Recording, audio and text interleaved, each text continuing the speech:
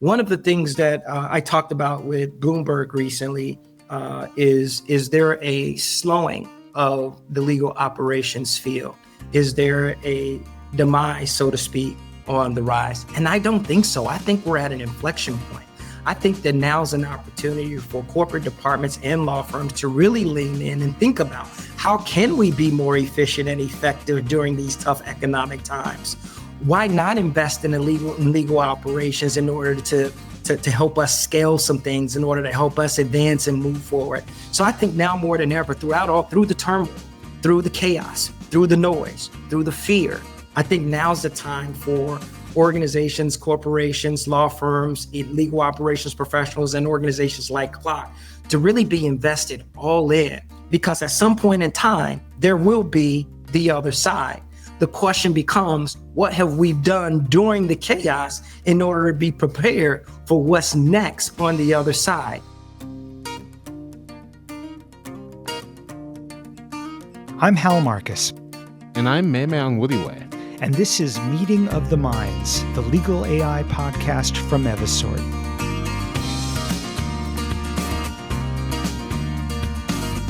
We interview lawyers, professors, and legal operations pioneers that are pushing the envelope. Leaders using technology to drive great business outcomes and shape the future of the profession. Meme, with just weeks to go before the Corporate Legal Operations Consortium's annual conference, we spoke with Oyango Snell, lawyer, association leader, and the executive director of CLOC. Yeah, funny story. Oyango is an alumni of Central State University, where my dad used to teach and lead the African Studies program. And he actually was my dad's student. We didn't realize till we were getting dinner the other day. But let's just say this conversation was a long, long time coming. And the world is not as big as we think. This was a lively conversation. We talked about his career path in lobbying and general counsel roles, the really dramatic importance of LinkedIn in his career, and we talked about some of the hottest issues today in legal operations.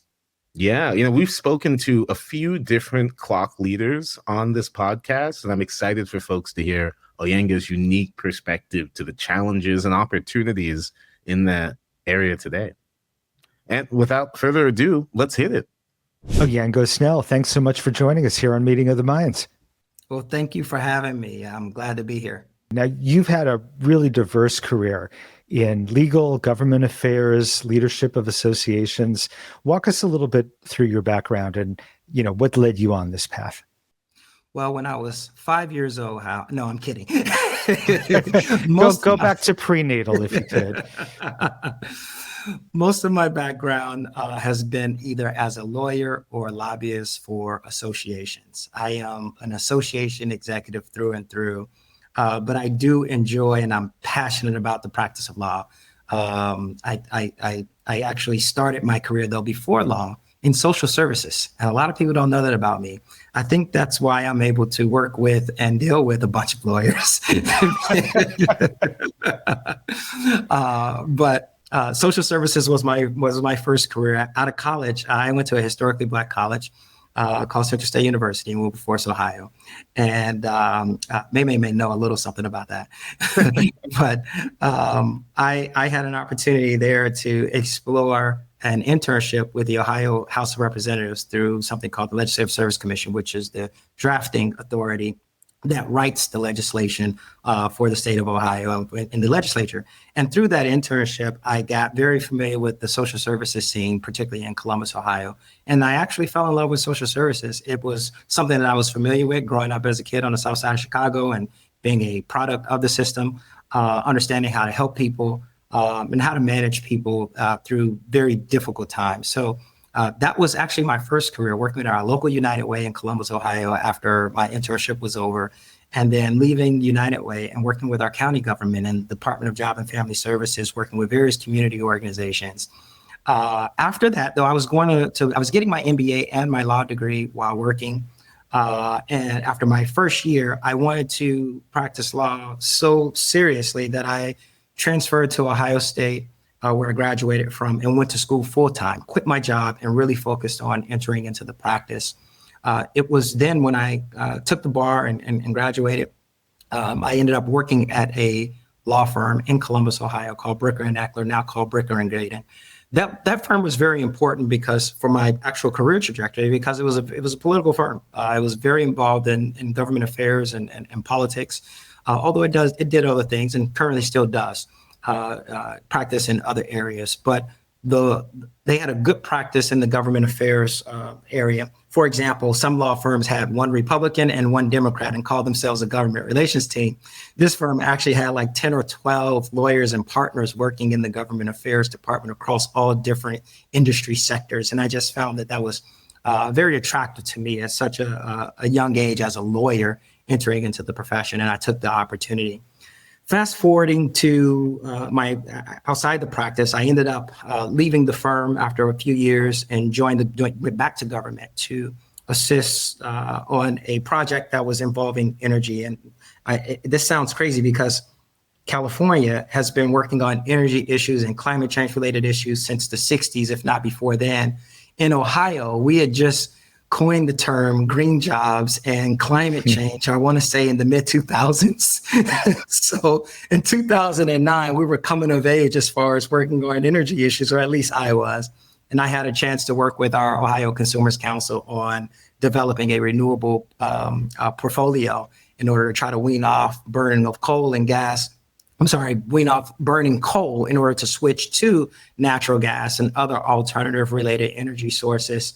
I know for people in California, that sounds like we've been doing that forever. What are you guys talking about? No wonder our climate is still not doing so well. We in California, which includes you now, of course, we're happy when others, I know. Just I talk come about around for the ride. Yeah, I talk about Californians as if I'm not one of them now, right? That was a good call out, Hal. So those were kind of like the beginnings of my career, Hal, into the profession. I left Ohio pretty soon after that and began lobbying for a national trade association on property casualty insurance business. And I then had the opportunity to serve as a general counsel. And LinkedIn has been my buddy. People are always checking for people on LinkedIn. And while I was minding my business in Washington, D.C., lobbying on behalf of the Property Casualty Insurance Trade Association, a recruiter reached out to me and asked me if I wanted to consider becoming a general counsel, particularly for an oil industry here in California. So we just got through kind of joking around about climate change, right? But here I am in California, or at least I was in DC at that time, getting hit from a recruiter on LinkedIn, asking me if I wanted to consider being a general counsel to represent the oil and gas industry in the state of California. And I jumped at the opportunity. I had never been a general counsel. In fact, the organization had never had an in-house counsel at all. So I took the opportunity to take on the general counsel role. And that then kind of opened my eyes to a number of things, including legal operations, which I'll come back to. But I was only there for about 5 years as I kind of began to grow into the association space as an executive. I left there and became the CEO and executive director of the California Lawyers Association and its affiliated foundation, its charitable foundation. And I did that for 2 years before deciding to move on and teach law school. I had a passion to teach. I always wanted to teach growing up, but didn't know where my mark was going to be. I had a wonderful friend, mentor, and someone who I respect dearly, Dean Michael Honor Schwartz at McGeorge School of Law in Sacramento, who reached out to me a few times and asked me to consider teaching, thought that I had some valuable contributions to give back to the legal students, particularly at his university. So I did. And a little after that, another recruiter reached out to me via LinkedIn and asked me to consider the executive director role of the Corporate Legal Operations Consortium. Let me see if I've got this. Your career basically has been you go where LinkedIn tells you to. I should be a walking commercial for LinkedIn. It sounds like, right? Seems to be working for you, you know? I mean, a lot of that path is so fascinating. I'm curious, though, what particularly motivated your transition in the legal operations and ultimately to take on the role you're at now at CLOC? In 2018, so I became general counsel of an oil trade association here in California. It was 2017 when I started. I'd never been a GC, as I stated. This organization had never had an in-house counsel, so I didn't know how to be a general counsel. I began looking for resources as to what to do, how to build up a team, how to hire and fire outside counsel, how to evaluate outside counsel, How did I know what to bring in, what not to bring in? All these questions I had. So I turned to the Association of Corporate Counsels to help me. I was a corporate counsel. I turned to the association and looked for the opportunity to become better at my craft. And in doing so, I stumbled upon a panel discussion about legal operations. And I thought at that moment that that was the panel discussion that was going to give me the blueprint to becoming the most dynamic, most awesome general counsel in the universe. And I went to this panel discussion thinking that I was going to learn how to hire and fire outside counsel and evaluate them and all of the things I just talked about. And they began talking about dashboards and strategic planning and all of these concepts and things that I knew about generally, but could not understand why we were talking about them at a association for counsel CLE program. It just did not mix for me. So after paying attention and learning a little bit more about it and going through the process, I got back to California and was talking with my then CEO. We were about to hire an admin for me, an executive admin. And I said, hey, I no longer want to hire an admin. I don't need an executive admin to book my schedule and do some of the trivial things from an administrative perspective. She said, well, what do you want to do? Or what position do you want to hire for? And I said, I want to hire a legal operations coordinator. And she said, well, what is that? And what are they going to do? And I said, I don't know what they're going to do yet, but it sounds cool. It sounds hip, and I'm part of the times. And I think I'm a pioneer here in starting this position. It's 2018. I went to this panel discussion. I know exactly what these people are talking about on how to be efficient with their use of time and be more than just a cost center. So here's what this person is going to do. I'm going to talk it out with you. They're going to help me create KPIs. We're going to track how successful we are in the association and our current counsel and with outside counsel. We're going to think about the things that we can insource from outside counsel to us. We're going to track our spending levels and start trying to wean off, how much we're actually doling out. We're going to train the trainer. We're going to train our people internally to take over antitrust related concerns so that outside counsel no longer has to do that except for litigation. We're going to embed ourselves into the strategic plan so that we're part of the fabric of our advocacy and not just viewed as a cost center. So I talked about all of these wonderful things that was coming up. And then I Googled Legal Operations Association that would help me try to figure all this stuff out. And nothing came up. I got no bites. by Googling Legal Operations Association. And to put this in perspective, CLOC was instituted or strictly began doing business in 2015. And this was about 2018. So this is about 3 years later, right? But being called a consortium, I don't think Google picked it up on its its SEO operations and different things of that nature. So I think I was just a little bit ahead of my time on what I was trying to achieve versus what an entire industry of people were already doing, unbeknownst to me, just right up the street in San Francisco and in Silicon Valley, because that's where CLOC had began.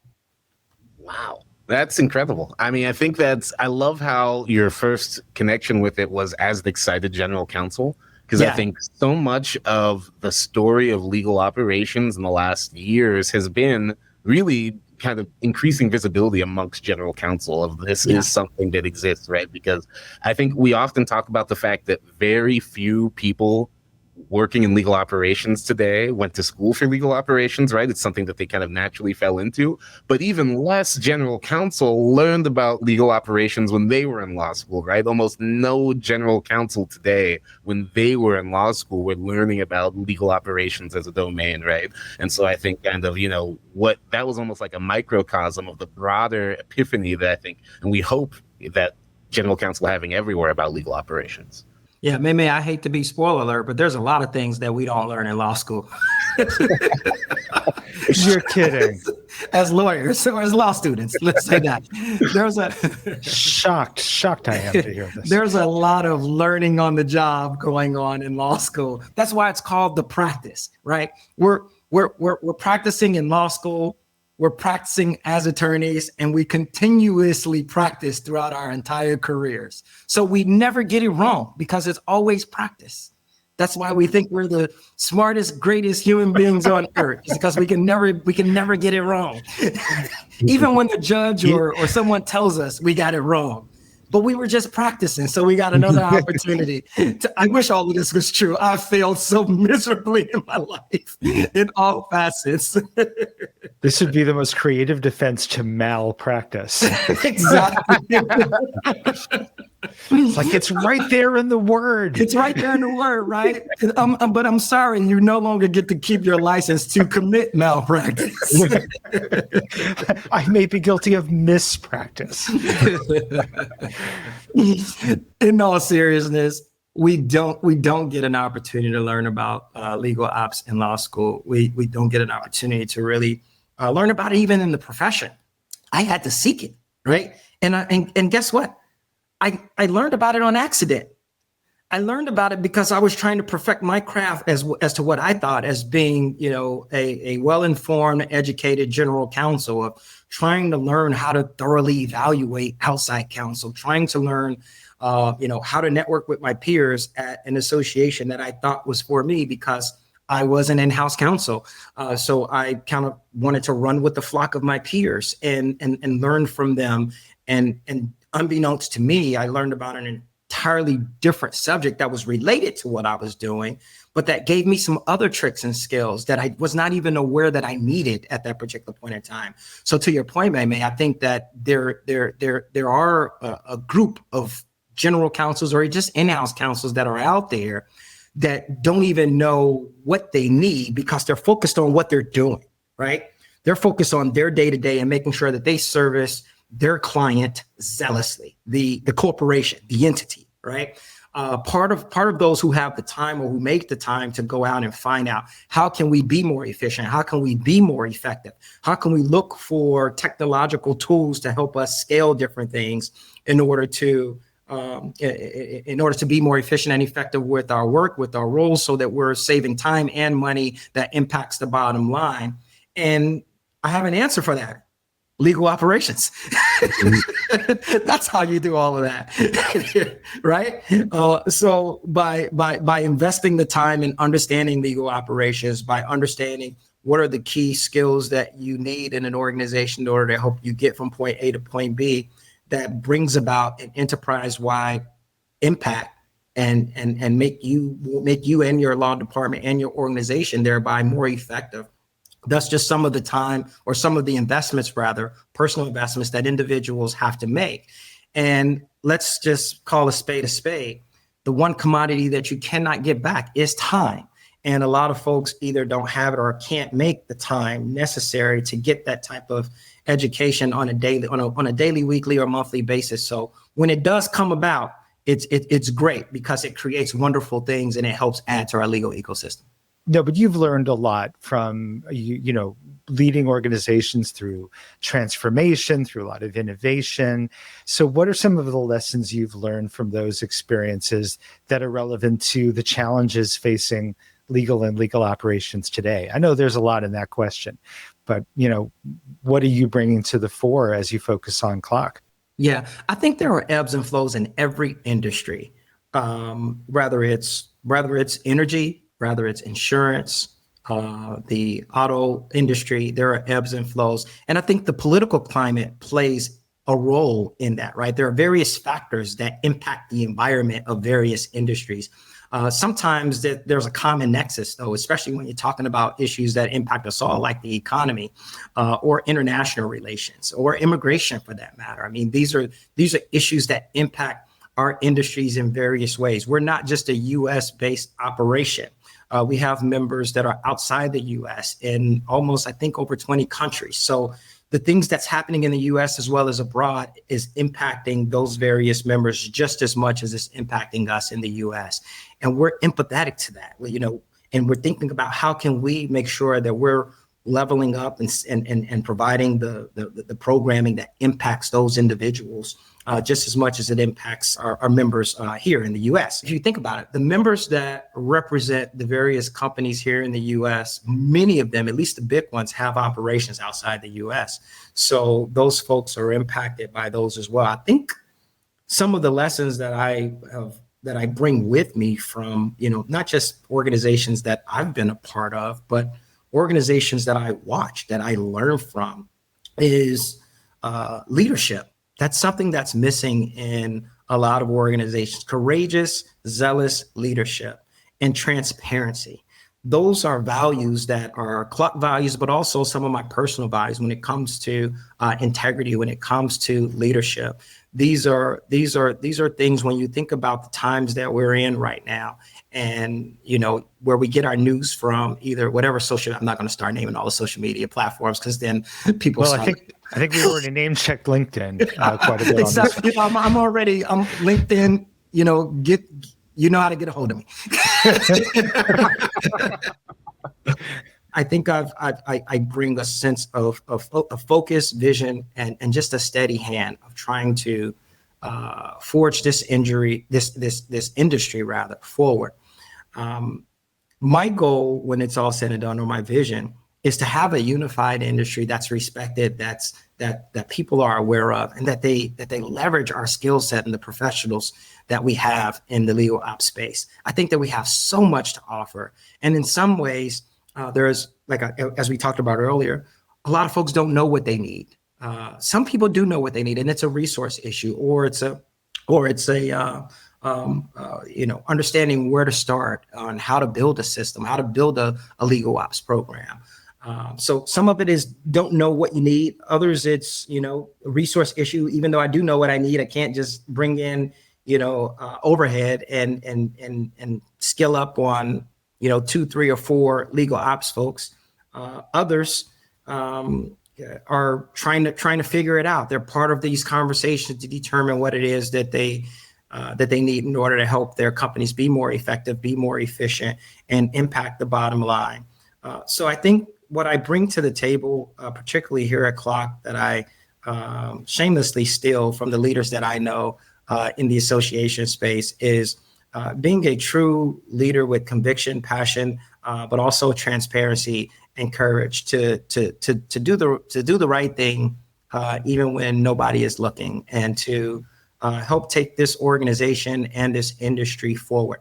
I am just a steward of time. There was people before me, before I came to CLOC. There's going to be people after me. So my goal is to make sure that although we're a remote workforce, that the proverbial virtual walls are still standing and standing strong by the time that my stewardship is over with, and that we've taken the organization and we've put it in a better place. This is the 10th year anniversary of CLOC. We've been in existence since 2015. And wherever my destiny with CLOC ends, I hope that whoever is ready to take the reins can look back and say that I've honestly put this organization in a better place, in partnership with the community that we worked with. Our board, our leaders, our staff, and our team have really dug their heels in and made some key pivotal decisions to where, when folks look at the legal ops industry and they view it as an industry, that it's not just something that's othered. Right now, it still feels to be other. It still feels to be something that we are fighting for, to be recognized, and to get, to be recognized as far as our existence is concerned, and our need to be part of in-house departments at the law firm level and in corporate in-house legal teams, or legal departments rather. So I personally think that I bring those things to bear as it relates to leading CLOC, and just lessons that I've learned from various leaders in the association space, but also from industry.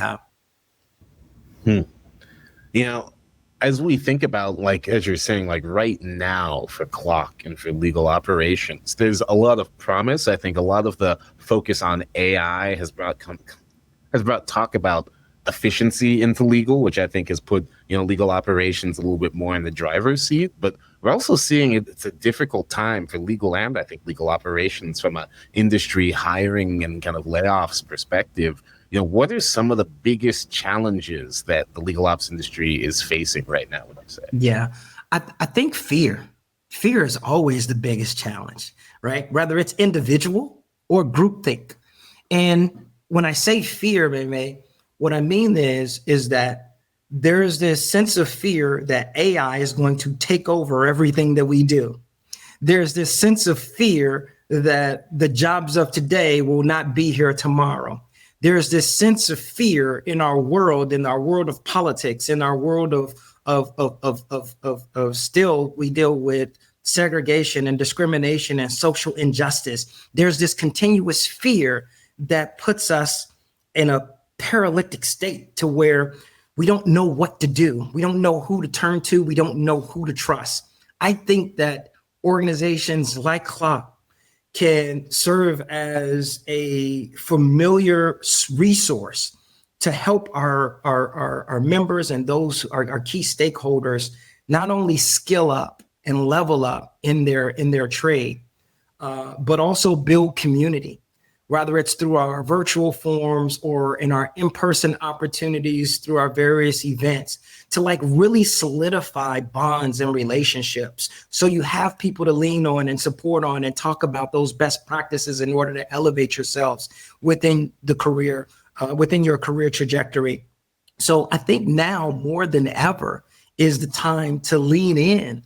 When it comes to AI, the goal is to understand it and understand it at a level where you know how to leverage it in your practice and in your business so that to eliminate that fear and so that you're not viewed as obsolete, right? One of the things that I talked about with Bloomberg recently is there a slowing of the legal operations field? Is there a demise, so to speak, on the rise? And I don't think so. I think we're at an inflection point. I think that now's an opportunity for corporate departments and law firms to really lean in and think about how can we be more efficient and effective during these tough economic times?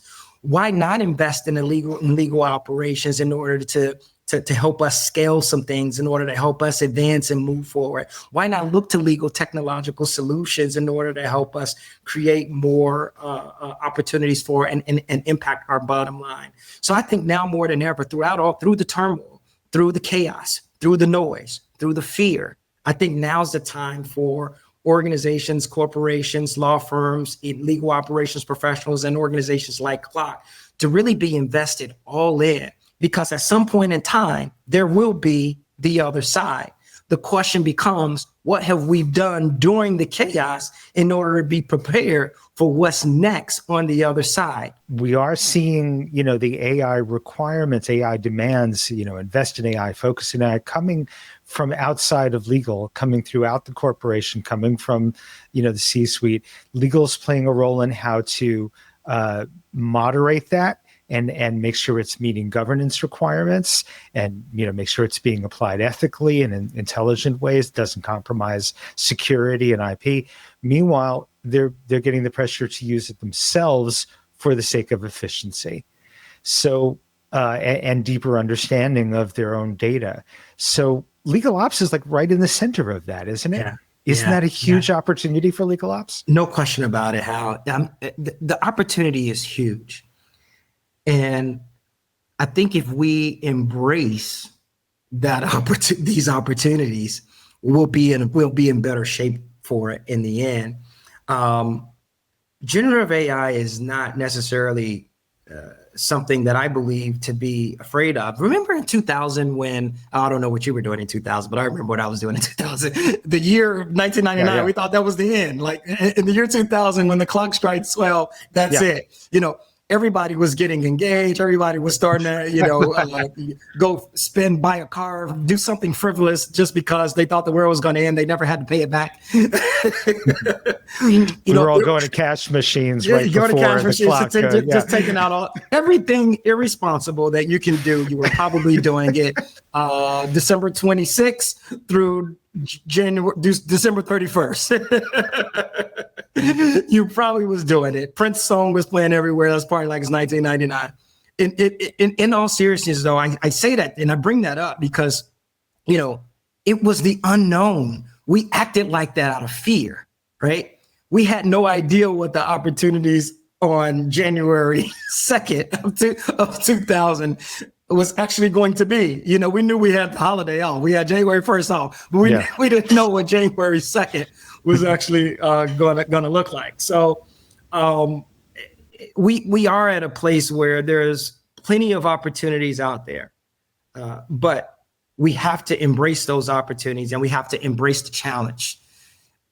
Part of what we're doing through CLOC, whether it's at our global conference or whether it's at some of our regional events, is having conversations to embrace this thought process. As we look into the future, especially as we talk about some of the opportunities enabled by this technology, how do you see the legal operations function evolving, specifically when it comes to how it plays in corporate strategy, which I know right now not a lot of legal operations at the table of corporate strategy, but do you see that changing down the line? I think so, and I hope so, because we have some very talented, gifted individuals in the legal operations profession. And to not have those people at the table when it's their craft, when it's their skill set, to be able to do so and participate in those high-level strategic planning conversations, it's going to be a disservice to the clients the customers at the end of the day, regardless of what corporation you're thinking of. So I hope so, and I think so, and I just told you why, but let me take it in a different direction, so to speak. One of the first questions that I asked when I joined CLOC in December of last year was, how do we determine the path forward or the career journey, so to speak, within the legal ops industry? And it's hard to do because we all came into this space and fell into this space at different levels and different points. And there is no blueprint. There is no, you go get a degree in this and then you do this and then you do this. And now you're a VP and you go from VP to being an executive. There is no straight line. It's a bunch of squiggly lines. It's like playing a game of Twister, red, blue, left, bend. You just never know how you come into this industry. So what we're trying to do is put some framing around that so that people can have some identity as we matriculate through the legal ops profession. What we're trying to do, and one of the reasons why we launched the CLOC Academy at the 100, 200, and coming soon, the 300 level courses, from moving from foundations to practice to mastery of concepts and skills, in order to provide that level of skill that's needed in order to take you onto your career trajectory so that you can get that seat at the table when it comes to strategic planning and high level thinking, Memme. So those are some of the things that we're doing to try to help our members and as well as those who are interested in skilling up and leveling up in order to get a seat at those tables.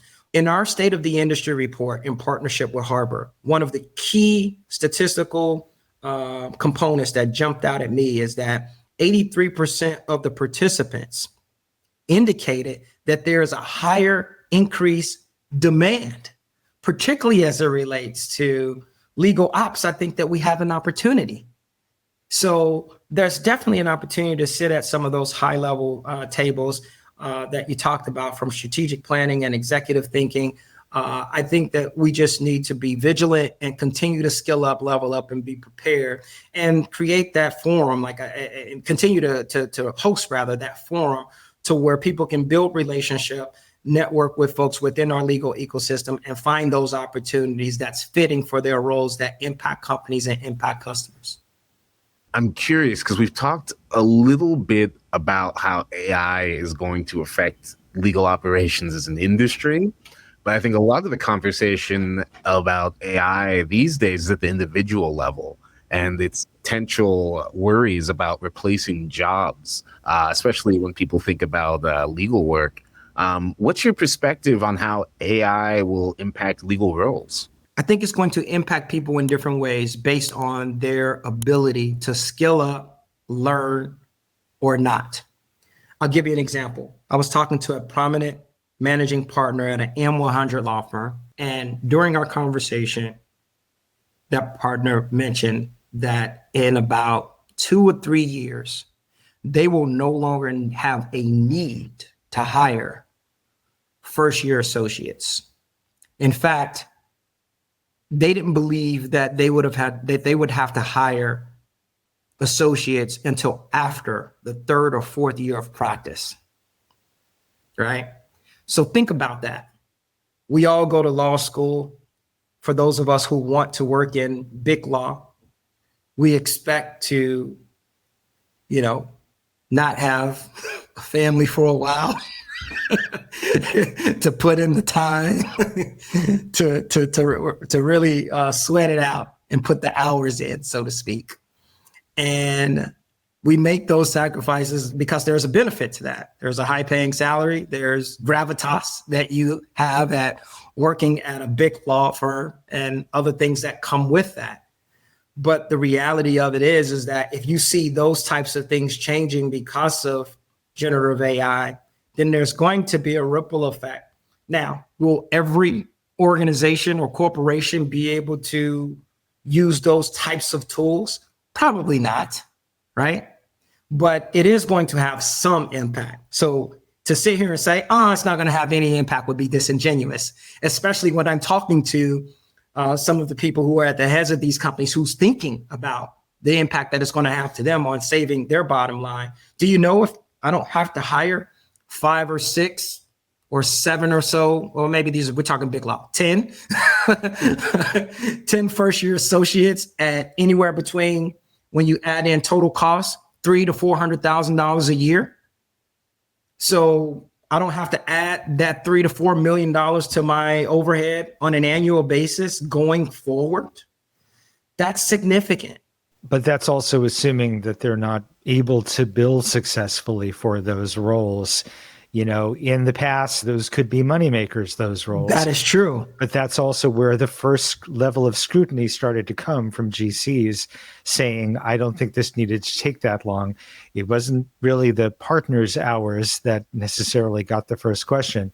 It was the junior associates, and arguably, understandably so. And how I love what you just did, because I was talking about the pure generative AI function of replacing those 1, 2, 3-year associates. And what you just did, rightfully so, is brought back in the human intelligence element that cannot be calculated within the AI context, because there are some of those individuals who are going to be rainmakers, who could, bill like the best of them, or go out and get clients, or already have a book of business because of their unique circumstances.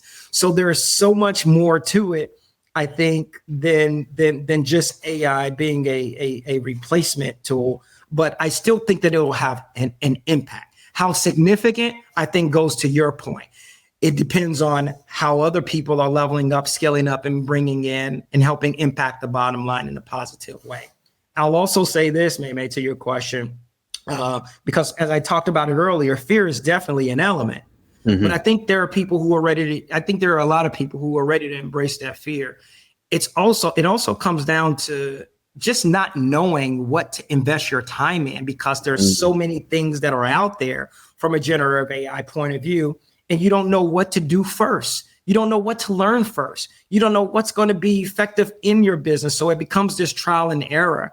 And whether or not you have the resources and support to be able to do that really depends on how successful you can be, at least at the company level. On the personal front, it's kind of the same.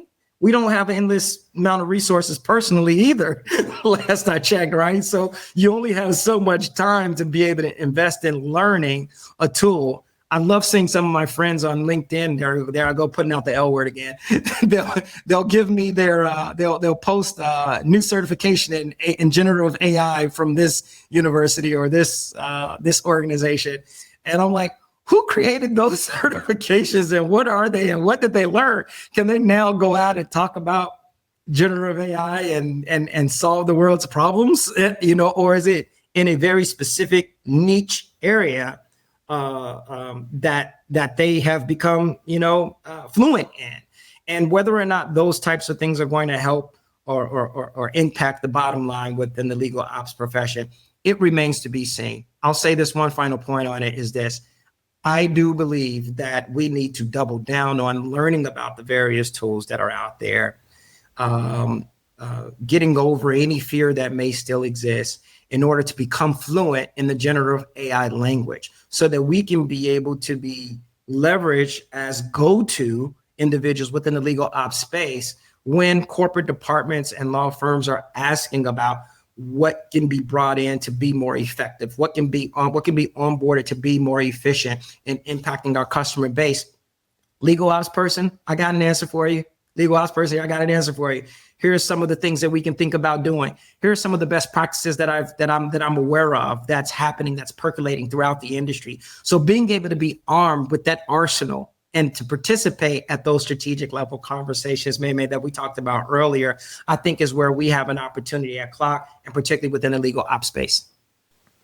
There's another wrinkle to this issue, and it probably touches on exactly what you're doing in the legal education work that you do at McGeorge, where you teach, tech and the future of the industry to students.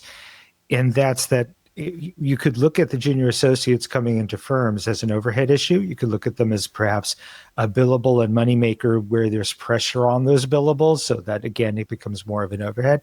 At the same time, a first-year associate coming in with good AI skills is a super powerful entity for getting a lot of work done. And they may be walking in with some of those skills that some of the mid-level associates don't have. And suddenly you've got a junior associate that is in some ways more empowered and more effective than a mid-level associate. So there's a lot of variables to this that we don't know how it's going to play out yet. Not yet. It's still too soon, but it's too soon to know how it's going to play out. But it's not too soon to start diving in and absolutely trying to figure out where we might be going, right? Everybody, I think, is probably comfortable by now with ChatGPT. Don't really know where things are being stored at and what types of questions we're asking and whether or not we want somebody else to see the questions that we're asking. So I think there's still some figuring that part out from a safety perspective. But there's also so many other issues to consider. And I joke, but in seriousness, privacy issues, cybersecurity issues, all of that plays into how we decide to use generative AI and how it impacts our personal lives as well as our profession. And those are just some of the things that we have to consider and think about throughout this space that we're embarking upon. But it's definitely going to have some impact. How much, it really depends, in my opinion, on the individual and how organizations begin to embrace it, provide resources in order to learn about the different tools that are available. Through your work as the CEO of the California Lawyers Association and with other organizations, you've always been a strong champion of diversity, equity, and inclusion. Right now, it's, of course, a tough time for DEI initiatives. How do you see DEI evolving in legal operations, and what can organizations do to make meaningful progress? Meme, I have been very fortunate and blessed because of I am who I am to be. I talked about having courage and being transparent and actually executing leadership at the highest level throughout organizations. These are one of those times, or this is one of those instances, rather, that I refer to. And everybody has a different approach to this. I've been fortunate in my career that I didn't have to have a policy. I didn't have to have a quota. I didn't have to have a statistical goal. It didn't even have to be part of the strategic plan. It was great if it was, but if it wasn't, it didn't stop me from doing the best that I can do in order to create a diverse, equitable, inclusive workforce within my sphere of influence throughout my organizations that I've been a part of, whether it was serving on a board as a volunteer or being a staff member in an organization, being low on the totem pole as just a manager in an organization, to being the chief executive officer. So in no instance have I shied away from doing what's just. We talk about doing the right thing when nobody is looking.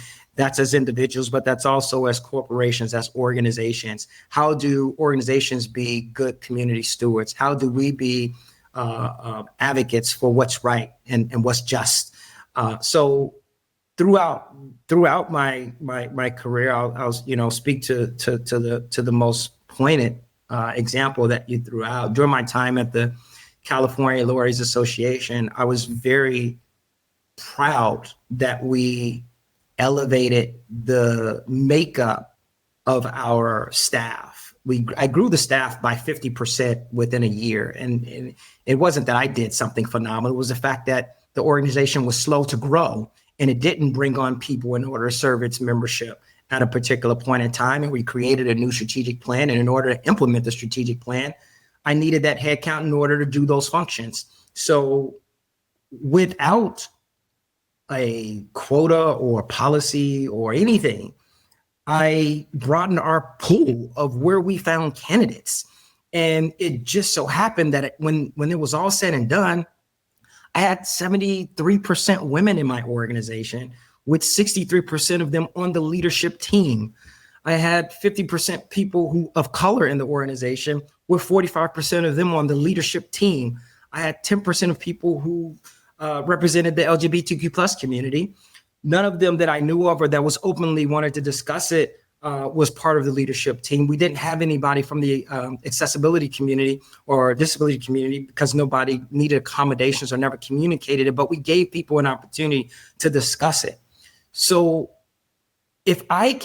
what makes me different than anybody else who runs an organization and who is objective about their hiring practices?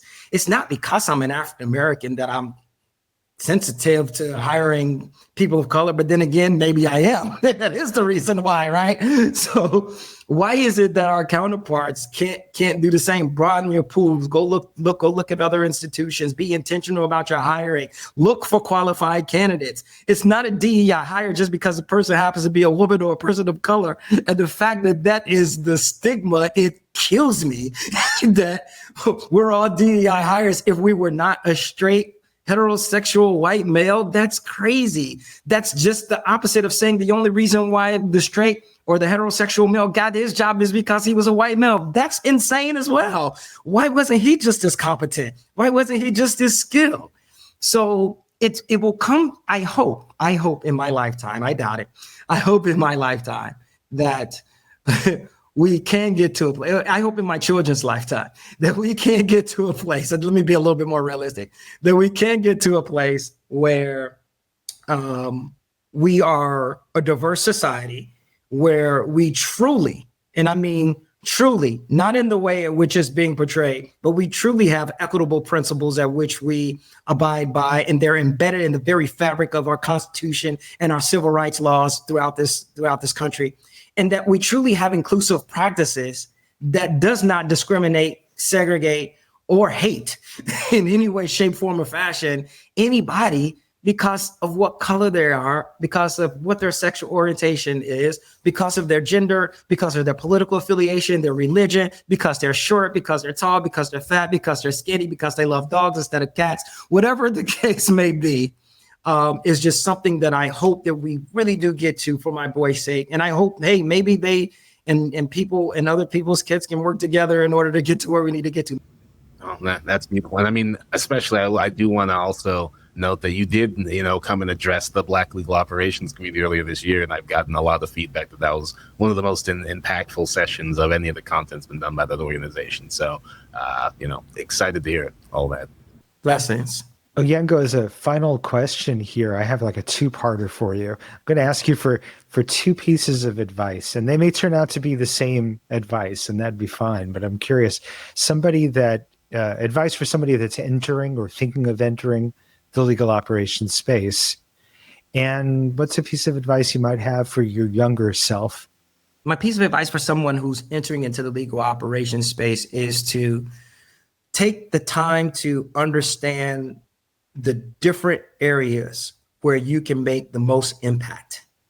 And I think that something like our CLOC Academy would be a great opportunity for that person, because you get a foundational level, and whether it's us or somewhere else, to be able to get the skills that you need, the understanding, and build the relationships that you need, or at least start building relationships that you need, that are going to help you matriculate through the profession. I am a firm believer that no one gets to where they need to get by themselves. If you want to go fast, go by yourself. If you want to make an impact and really make a difference, you go together. Find some of those people who are going to go with you, or who you need to go with in order to get to where you're trying to go in the legal operations space. It's a huge field. You don't have to know everything. You don't have to master every level of the core CLOC 12. It's great if you do, but you don't have to in order to be successful. In order to be successful, you have to identify the needs that organizations have and how you plan to fill them, how you plan to skill and level up so that you can step into those roles. And to go back to May's question earlier, when it comes to having that high level strategic position at the table, have you built the relationships that you need? Have you put the time in skilling up? And have you continued to maintain an ethical, moral values that you need to be successful, especially in this clickbait society, that you haven't gotten yourself into a situation where people would turn away and not give you a second chance, as unfortunate as that may sound. So those are the three things that I think I would say to someone entering into the legal ops space: build relationships, skill up, and make sure that you're doing the things that are right, so you don't see yourself on the proverbial front page of the news, right? As far as my younger self, when I think about the things that I have done, I think I could have done them a lot earlier. I may look all of 22, Hal, but I am pushing 50. It's a Y2K conversation. There's For those listening without the benefit of video, yeah, he's not far off.